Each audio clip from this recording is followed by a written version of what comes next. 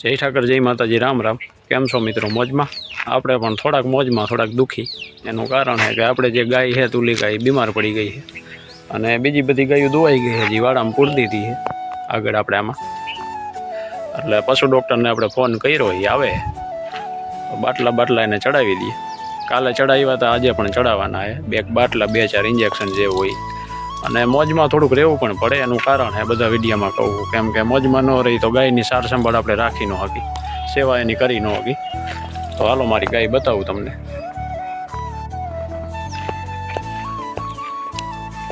જુઓ, સોયાબીન કાઢ્યું એનો ઢગલો અહીંયા, સોયાબીનના ભૂકાનો આપણે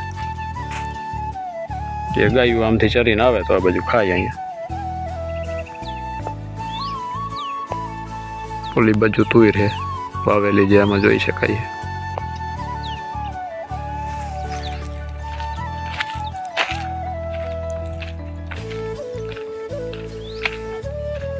બાકી ગાયું બધી વાડામાં પૂરી દીધી છે, વાડામાં આરામ કરે ગાયું। બસ એક તુલિકા સિવાય બાકી બધી પૂરી દીધી આમાં, જો આમાં જોઈ શકાય।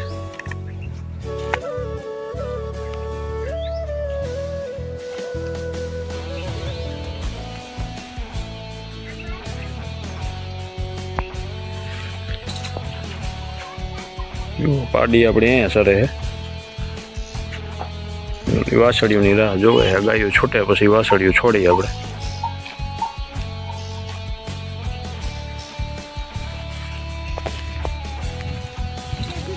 જે જુવાર વાવેલી છે ગાયો માટે એ પાછી બતાવી દઉં તમને। આ જુવાર છે, લગભગ મહિના દીમાં ખવડાવવા લાયક થઈ ગઈ છે આ જુવાર।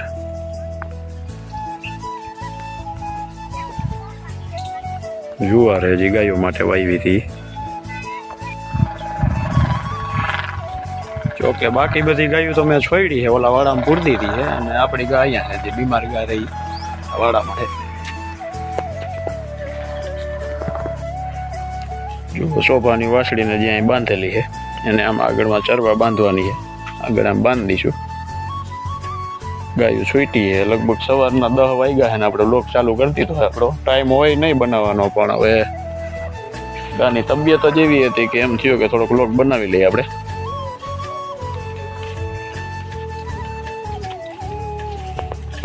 જો આપણી તુલિકા છે, બહુ બીમાર પડી ગઈ છે।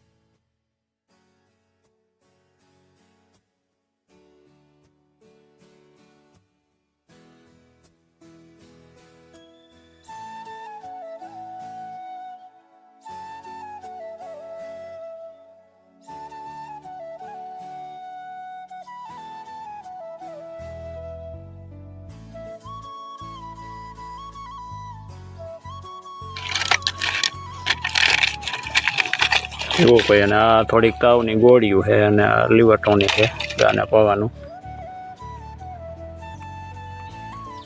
વીરબેકનું છે પ્રોટીન વેટ, તો આ ગાને પાઈ દઈશું આપણે, તો થોડીક એની તબિયત સારી રહે।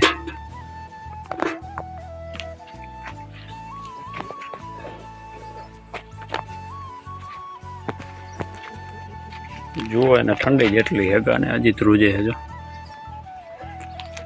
સોપાની વાસળી જોવે છે અને શું થયું છે। જો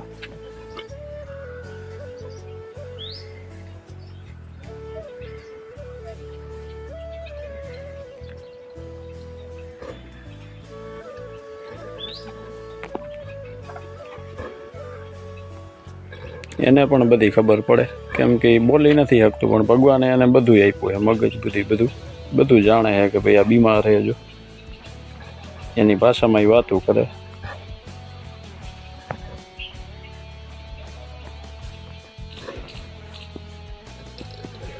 અને જેટલા પણ મિત્રો સપોર્ટ કરે છે આપણને આપણી ચેનલને, તો મને માહિતી દેવી જરૂરી લાગી એટલે મેં આ બનાવ્યો વ્લોગ.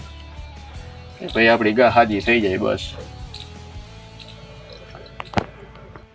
જુઓ એટલે અત્યારે હાલમાં સવારના 10:30 વાગ્યા છે. ચાલો તો ફરીથી મળશું નવા વ્લોગમાં. ત્યાં સુધી જય ઠાકર.